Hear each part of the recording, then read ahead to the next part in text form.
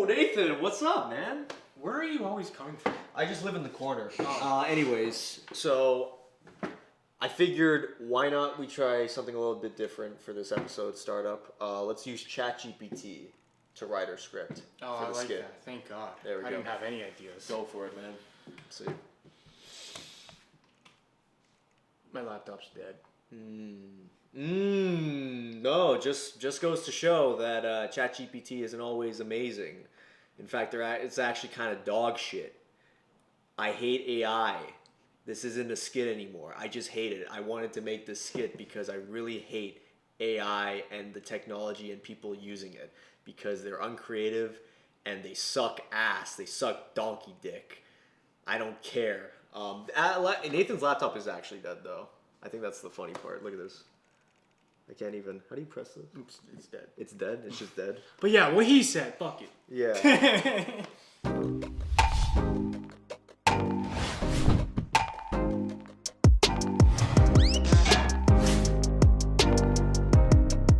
Welcome back to the Real Talk Podcast, episode 86. Ooh. And on today's episode, we're going to switch it up and talk about the writer strike that's happening right now. Yes. Well, that's currently happening. I don't know when this is going to get uploaded, but it's been going on for a little bit. Mm-hmm. And it's a pretty serious issue It's within the film industry. I mean, yeah, Film and television. writer strikes have happened before, but this is kind of an unprecedented one because just media has changed so much and streaming and all of that. So Absolutely. it's an interesting thing to get into. Yeah. I think the last time the writer's strike happened, and it was somewhat of a big deal, was back in 2008 or 2009. Yeah, I think it was 14, 15 years ago? Yeah. Jeez, man, we were kids. We didn't know what the fuck was going on. But that was back when, I think, famously, Transformers 2 was released during the writer's strike. And, a lot of movies suffered from the writer strike, either rushed or unfinished scripts. Yes. I remember hearing that Daniel Craig had to Quantum of improvise Solace. a lot of Quantum of Solace. Yes. Because the script wasn't finished. Yeah. And it kind of shows in Quantum of Quantum of Solace. Solace, Transformers Revenge. What are you talking about? Those are amazing films that look like the scripts were finished. Terminator Salvation Oh, fuck, you're was right. made during the writer's strike. Yeah. Ouch. That one sucks, too. X-Men Origins. Oh, my God, you're right. Wolverine, that shit film, too. That's the worst X-Men A lot film. of movies Wow. suffered. Wow. And we're not going to see the effects of this writer strike in film now. We're going to see it in a year, 2 years when these films are getting pushed back or rushed and they come out looking like shit. I'd rather they push it back. I'd much rather, yeah. Because if you make... They already... Like, you just named those films. We're gonna get a slate of those films if they keep on going. And... it really does show how important writers are. It really does show how important a lot of that type of production is. A lot of studios disregard that, which is funny to think about because it's like, how else are you gonna make a good movie? You really need a good base. If you don't have a good base, then everything's just gonna fall apart in the end during post, and you're gonna be like, well, none of this makes sense. How do we do this? Right. But more going into this writer strike's different from the others because of the fact that not only have we dealt with COVID, that whole situation, we also have the streaming services doing so much in terms of profit, and the writers aren't getting as much as they think they should. Mm-hmm. And that's a really interesting thing to talk about because a lot of these CEOs have gotten huge raises. We're talking 100%. like Netflix, Amazon, HBO Max, all these CEOs, they've got tons of money. And the writers that have made these shows for their fucking platforms aren't showing enough, profit. They're like, what the fuck? Like, we're noticing your article, all that shit, and you're making way more money. It's like, what's going on here? We're the ones that have made these shows. Yes, you helped us make them, go through, but at the same time, it's like, well, what do we have to show for it? Yeah. Another thing, too, that is going into debate now is the AI, ChatGPT. This technology is advancing so much, and the writers are wondering, or just filmmakers in general, what is this going to be? Is this going to be simply a tool, or are studios going to be codependent on these things for writing, for directing? And I was reading up on that specifically, and I mean, what the guild wants is that any guild project has zero AI involvement. Yeah, But it seems like the producers and stuff are already seeing that this could definitely be a tool to save them huge money. absolutely. And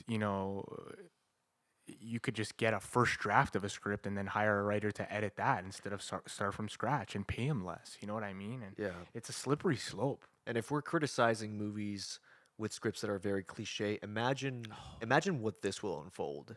I feel like it'll just get worse. originality. It'll just get worse. No originality. It reminds me of, like, I don't know if you've been on the Twitters lately, but I've been Browse seeing. the Twitters occasionally. Yeah, I've been noticing a lot of these AI concepts where it's like, look at this. What if Wes Anderson directed Star Wars? Or Wes Yeah, Anderson I actually directed like Lord of the seeing Rings. those sometimes. Those are quirky enough, but the Yeah. people that post them, if you notice, are very like pro AI in terms of like, we gotta step aside, filmmakers. The AI's back, and it's creepy. It reminds me of it's like seeing a modern day scam.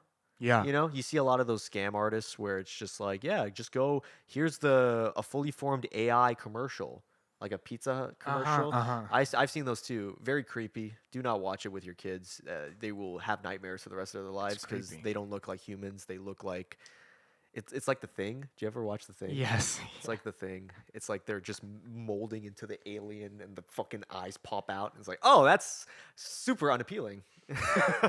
No, thank you. But yeah, people are really into that. I think with AI, from a visual standpoint, for concept artists, it's going to be harder for them because a lot of people are going to be like, hey, what if Batman was medieval times? You can just type that out and voila, you have You Batman. have and even if it's not the finished product, you have like a base, a starting Yeah. point, which otherwise you would have had to hire a talented artist to give you a starting point, Yeah. right?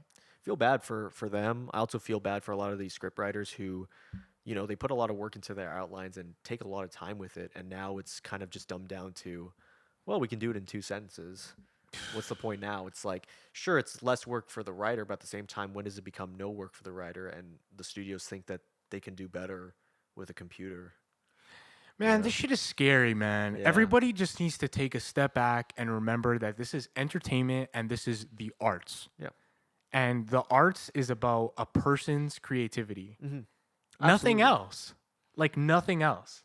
It's like how good can you program a computer to make this art? That's never been a part of the arts. You know what I mean? Yeah. Arts is a creative outlet and film, television, it needs to stay at that. It's always been a tool. Computers, VFX, all that stuff has been a tool. You can't be dependent on it Yes. from a creative perspective because then you're kind of losing touch. Imagine Spider-Verse being written through AI. It's like, yes, the visuals are beautiful and everything like that. But why do people watch those films again? Why is there rewatchability value? It's because you like the character Miles Morales. You love the story. You love the creativity behind it. If you didn't have that, all you have is visuals just thrown at you. It's pure eye candy. It's Yeah. literally pure eye candy. And there's nothing to that, I don't think. It's nice to look at, but you're not really getting much else from it. In my opinion, at least. You got to have some substance in order to make film become film. There has to be that human connection.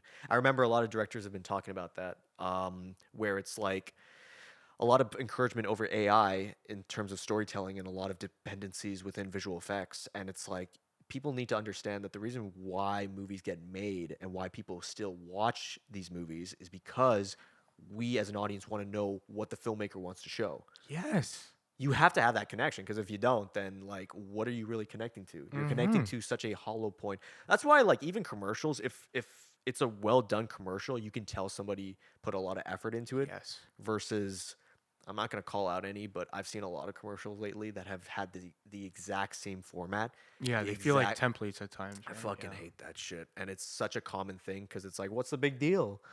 Oh, look how cool we are. We're all smiling and shit like that. It's like, Yeah. yeah, that's how AI will take over. It's like, oh, well, then AI can do that. I just there's a lot to unfold. The AI stuff scares the shit out of me. You gotta start regulating the shit early, because then it could turn into like the fucking Wild West. 'Cause, Yeah. like I don't know. I feel like we just started all talking about AI this year. Like this is like the thing, And even from like when I first heard about Chat GPT or whatever Yeah. to now, I'm hearing about all these other different forms of AI. And it's like, it feels like the tech is advancing so quickly that it's like, where is it in 5 years? It's scary. Yeah, I feel like I remember. I think it was last year or the year before. I talked to Josh about this with Space Jam: A New Legacy. This is Warner Brothers, and this is a news article I read, and it fell flat. Warner Brothers was attempting to use AI to predict what is the best time, when is the best time to release films, depending on their genre, depending on their runtime, depending on their rating system. I'm not even Okay. kidding. That's literally what they use the AI system for. And if it didn't work, or it didn't come through because of the fact that humans are unpredictable. That's We're true. very unpredictable in many aspects. As much as people are like, "Oh yeah, well, Marvel will guarantee to make money," it's like, well, mm, you can see some foresight, but like you can't assume everything. I agree. And I still believe in today's day and age, like word of mouth still plays a huge factor Yes, in films. And I absolutely. think studios underestimate that. Because these days there's like these movies that like you can already count the fucking box office before it, like you know, Yeah. that are like never gonna fail. You know what I mean? Like movies like Super Mario Brothers are never gonna fail. Yeah. It doesn't matter. So I guess studios are kind of looking to make movies like that, and more of those are coming out. But you know, you see, when a movie's good, word of mouth plays a big part in people going, and Yeah. you can't plan for that. It's very much, and this is like another thing that a lot of movie studios have been doing as well, is marketing through social media platforms. What is free marketing, word of mouth, and what is simply paying off? Like, Yeah. of course, if you have a commercial on TV, that's going to cost a lot more than if you post it on TikTok, because TikTok is a free platform. Sure, you can spend money to get it recognized more, but again, it's a different format entirely. Yeah. They're trying to figure out ways of the attention span where it's like, okay, 7-second clip.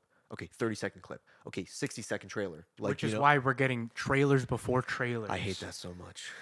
Like, oh, you're about to watch this trailer. It's like, yeah, I know. I hate that so much. Remember when Right? trailers started out as legitimate trailers where they would play after the movie, hence why they trail, it's trailing off the trailer.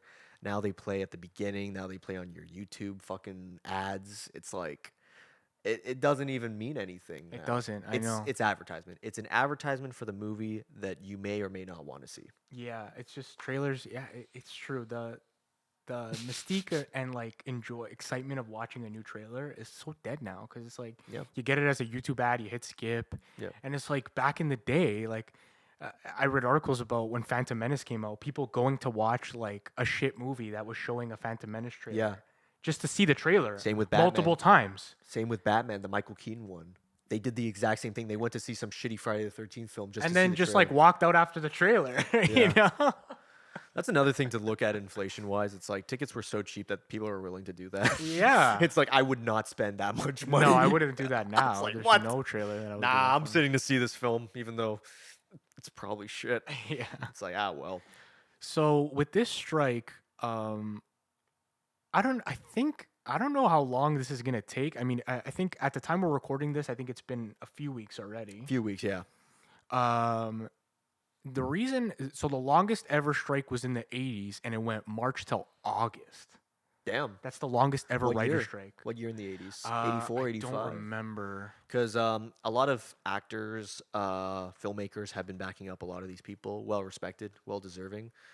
I love that. I love the fact that a lot of talk show hosts, even though I don't think talk shows are good anymore, are paying their employees during this writer's That's strike. very cool. It's very nice. Yo, shout out to 1988. Conan. Conan did that back in 2009 with his employees. I think Shout he out did, to I Conan. think he did it for a month, man, dude. Shout out to You ever see that famous clip of him like spinning his Yes. spinning his wedding ring because they had no material, because they Yeah. had no writers, Yeah. and they forced these guys to just come back and do an unscripted show. That's Yeah. insane. It is insane. That's insane. Yeah, I mean that's where we're seeing the immediate effects of this. Like late night is done right now. Yeah. SNL cut their season short. They're finished. They're not even like I figured. ready to come back. Yeah. And I mean late nights already been struggling. Like Who watches late night anymore? yeah, it's kind of like that era is kind of done with anyway. I I used to. think the peak of late night, I mean, I could talk about late night as a concept historically for a whole other podcast, but which I think would be fun to do. Yeah. I love it. I go back to like watching Johnny Carson, Yeah. David Letterman, and not to say I that love old Letterman. For Old sure. Letterman's great, dude. Like that's peak. I'm not saying that they were always amazing, but like they were consistent. Yeah. Because you really think about late night talk shows, and like they had a lot of like they had to do it every day, basically. It's insanely hard job. A job that I wouldn't want to do. I Yeah. would not want to be Conan. I would not want to be No. Jimmy Fallon. I wouldn't want to be any of these guys. That's a hard job. It's a very much like a passing of the torch for Tonight Show people. But again, as I was saying, late night's kind of dead. SNL's kind of dead. A lot of these formats are very dated in the year 2023.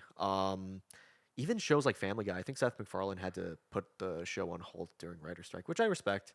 You know, I'm not a fan of the show, but hey, you know what? Even for animated shows, like you got to understand, like, you know, writing jokes is fucking hard.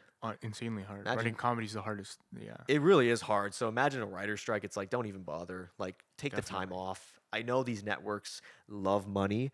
I get it. The studios love money, but also the audiences love good shit. If you're not going to show good shit, then you're not going to get money. Yeah, I feel like the strike is like kind of going on, like it's not being talked about as much as it should be. I think. I've just been following a bunch of people, so I've been seeing it like 24/7. I'm a film I nerd, do so- kind of see it. Yeah, but I feel like the average person doesn't know about it No. or knows very little about it. Yeah. Considering the impact it could really have, because I guess right now it's only affecting late night, and late night's not as talked about, so it's not really noticeable. Yeah. But what's gonna be noticeable is when all of your favorite shows are Oh, yeah. pushed back a year. House of Dragons stopped production. Oh. Multiple shows I was reading about have had to stop production because Andor, Yeah. and the new season, I think they're stopping. That's good. So much stuff is gonna get pushed back, but stopping is the way to go. Stopping is the way to go. If imagine they continued with Andor or because Marvel is like a fucking steampunk with this Yeah, shit. They're just pumping this out day in and day out. It's like imagine if they had to do reshoots for Loki season 2. That's what I read. They want to do reshoots, and it's like, well, you need writers for that.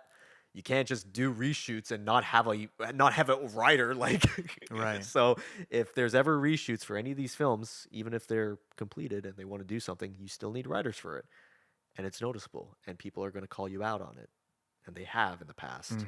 So Final season of Stranger Things is on hold. They're gonna yeah. they're gonna be 45 years old by the time the final season comes out. oh, I can't wait. They're going to de-age Irishman style. Finn Wolfhard's going to look like Robert De Niro in the one scene, and it's going to be hilarious. De-age Stranger Things is so funny. From the 80s. Yeah, that's me. That's me. Hey, Dustin. Let's do some Stranger Things. Where's 11? Working at the ice cream store. Like, 11 more like 20, 29. Am I right, guys? Oh, that is so funny. Just do They're just- getting old as fuck. Yeah, they are. But they're getting paid bank. Yeah. Which I hope the writer's strike also comments on that, where it's just like, hey, you ever notice how actors are getting paid like $50 million and the writers are getting like pennies comparison? Like I know. directors get paid a lot more too, but it's just like the writers, a lot of crew members, unionization and whatnot. I agree, but it's just like, I don't know, man. Do you think the fluctuation's kind of fucked? It's fucked. I don't know. I can't imagine like a film, and again, maybe it's because these budgets are like 300, 400 million, but I can't imagine like one actor getting paid that much. I know. And it's like, damn. It's fucked because we understand how hard writing is. Mm-hmm. And Yeah. and it's just like to be a good enough writer and to hone your craft for years and years to get to the point where you're working on these huge IPs and millions of people are going to watch them, Yeah. and then you're getting paid like shit. Mm-hmm. That's tough. Yeah. It's like, what's the point even? There's a lot of writers for like even comedy shows that don't really get recognition because it's like, Yeah, I've heard stories for like, like writers like having to like rent a tux for an award show because they're still yeah, fucking broke living like an apartment life, but they're yeah, winning awards for the shows that they're writing on. yeah. And that should never be happening. No. The show shouldn't run if that's the case. Yo, that's LA life, man. That's That's LA New York insane, man. life. That's LA New York life. People are barely breaking even. You could win as many Emmys as you fucking want, but if your name is not as big as you think, then but like barely breaking even. It's yeah. unbelievable, barely breaking even, and you're in like this 1% of writers. It wasn't like that. It's crazy, yeah. It wasn't like that back in the day. I always hear interviews of like what's that filmmaker Jim Jarmusch? I can't pronounce his name for the life of me. But directors like that who lived in New York back in the 70s and 80s, like their apartments were affordable. Yeah, that's And another it's like thing. they could Living not in New work York, for living in LA. yeah. It's changed It's drastically. oh Cost of my living is insane. New York used to be affordable. Now it's not. So if you want to work in the film industry in New York, good luck. Good luck. Good luck. And that's with every area now. Like even Toronto's huge. Toronto's huge. That's why living there is like insane. LA, New York, Vancouver. I can name a bunch of film locations that are big and you can get film work, but it's like living there is not cheap and it's harder and harder for people. It's so much harder to like work your way up, right? So yeah, pay writers a little bit more. Like, come on, guys. Yeah, in case you can't tell by now, we're on the fucking writer side here. Absolutely, Jesus Christ! Like, We're on the writer side. Pay these guys, please, Please. man, Oh, please. crap. I understand. Like, I think this one's gonna take a while to settle. I really do because it is unprecedented and there is more seats at the table now with Netflix and these streaming services, which before it was like writers and just kind of like traditional media. Mm-hmm. And I think one main point of like the 2007 or 2008 writer strike Yeah. was DVD sales and residuals, Right. where that's completely like gone. Nobody's really talking about that now. No. Now it's like streaming residuals, Yeah. and syndication, right? That was a Black Widow situation with Scarlett Johansson. She was like, "What the fuck? I Yeah. thought this was gonna be released in theaters." And Marvel was like, "Nope." And then she was like, "Well, I want to change the contract. Doesn't seem fair." And then Marvel was like, "Oh, we got an actor here that was paying, asking for more money." It's like, well, yeah, because you didn't.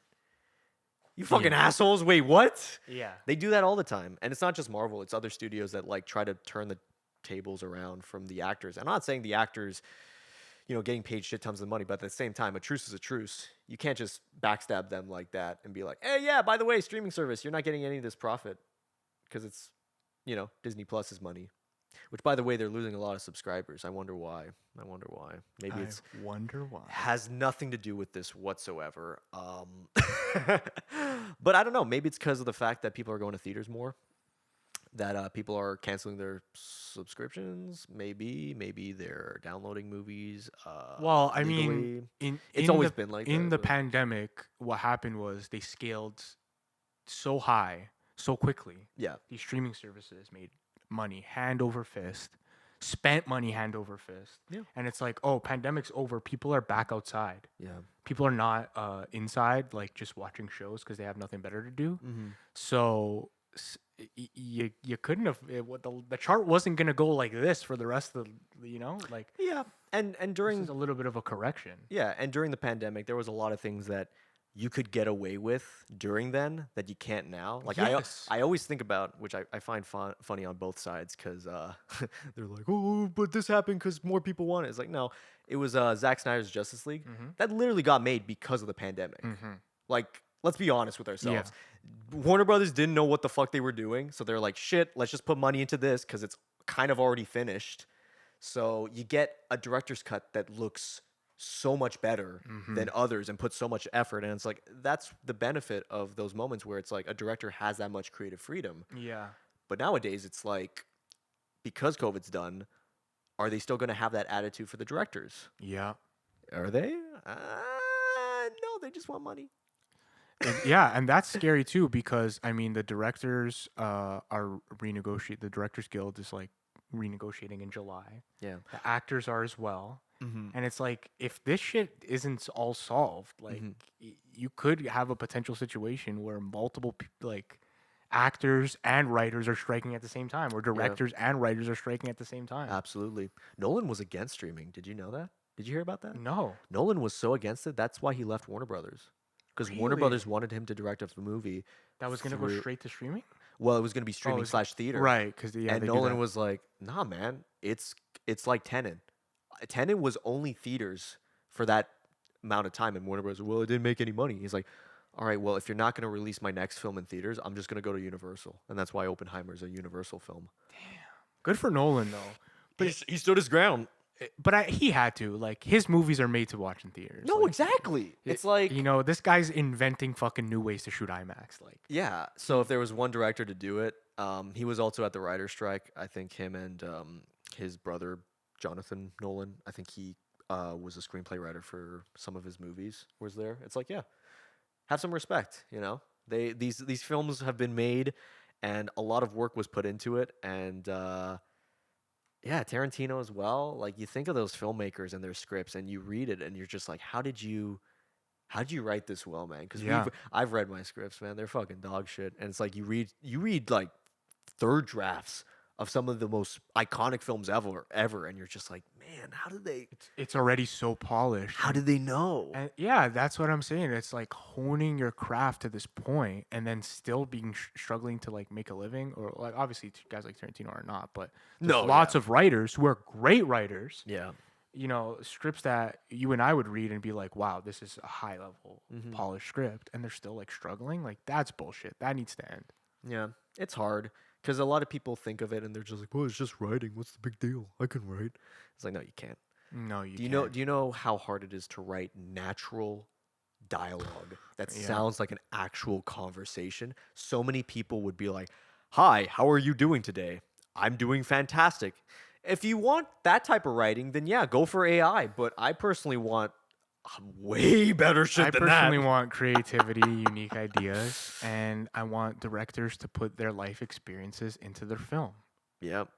Those are Same. my favorite kind of films, and you're not gonna get that with AI. I don't care how fucking advanced it gets. I don't care if you have a robot directing it, Mhm. a robot behind the camera. It's not gonna get. It's not gonna get better. Like this is art. You Yep. know? It's the human connection, Nathan. Yeah. That's why films have been the way they are since day one, is because I watch a film to know what Ari Aster has to say. I want to watch a film to know Mhm. what Lynn Ramsey has to say. These filmmakers have such an identity, such a staple within their films, as well as the crew that works with them. Everybody involved. It's such a great teamwork because you see the environment and you're just thinking like, how the fuck are they going to get this film done? How are they going to get this shot? How are they going to get this performance? All that is done. Mm-hmm. It's done not from a robot, not from an AI, but from them, from the people. So Facts. just yeah, fucking straight up. Facts. What do you think's gonna unfold during the writer's strike? Do you think it's gonna last longer? Do you I think it's going to be long because long? you have all these seats at the table now with streaming services having a big say and Yeah. traditional media. And I think it's going to be, yeah, I think we're not going to feel these effects now. We're going to feel these effects in a couple of years. And I listed some shit movies Yeah. that came from the 2007 or 2008 strike. Exactly. We might be able to list some movies in 2 years' time that are like, oh, yeah, that's a shame that the strike was on at that time because that movie could have been better. And that would really suck. Maybe it'll be a nice wake up call for people. You know, Yeah, that's to be like, true. hey guys, watch better shit. Watch better shit. Watch better movies. I know the whole art. I joke about this, but it's like people talking about wanting to watch original movies, and then the only thing they see in theaters is like the Marvels. It's like, Yeah. it's like you actually have to put in the work, guys. You have to put in the work. It's not a lot of work. Just try to look for something. Mhm. We have this thing called the internet where you can look up any type of movie Any type that of- is yeah. going to be released. There is, I guarantee you, because I already looked, there's a handful of movies that are original IPs that have no existing sequel, franchise based on whatever that you can watch in theaters, your local theater, Mhm. guaranteed. And that is as an audience, that is your say, that is your vote. Mm-hmm. And you may not think that that has an impact going to see it, whatever, in theaters especially, but it does. It does. The numbers matter. Yeah. These studios, they plan their future movies off their current numbers. Mm-hmm. These kind of movies are working. These kind of movies aren't. Yeah. And if the only things that are getting people in seats are the Marvels or MCU CGI fests, Yeah. then they're gonna keep doing them. The money will follow, Mhm. ladies and gentlemen. Yeah. The money will follow. And we will wrap it up there.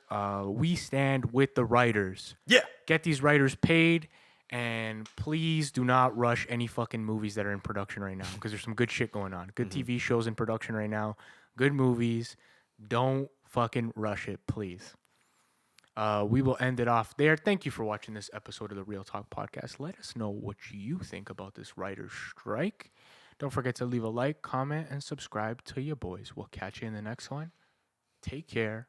Brush your hair. Peace out.